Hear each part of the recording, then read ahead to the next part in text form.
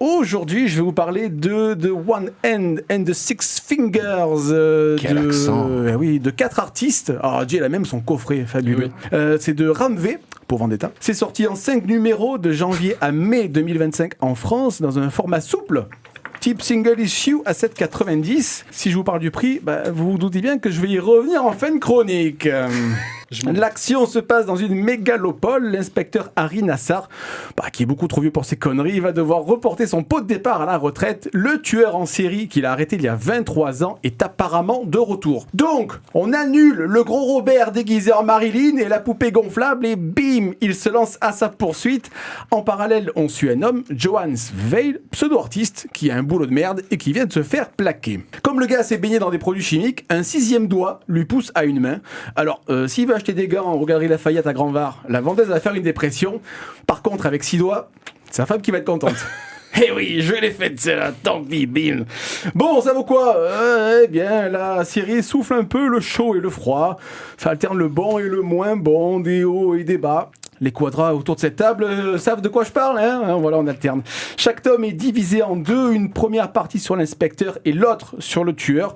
Alors au début, j'ai rien compris à ce que je lisais, mais la série gagne en densité vers le milieu.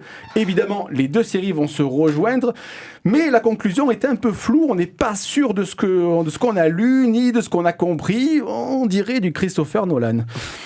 Si la partie consacrée à l'inspecteur est irréprochable, que ce soit les planches, que ce soit l'histoire, les couvertures, je trouve que tout est vraiment top. En revanche, l'autre partie, elle est clairement en dessous. Il faut malgré tout saluer le pari éditorial d'Urban, qui je trouve était plutôt courageux de sortir du format souple.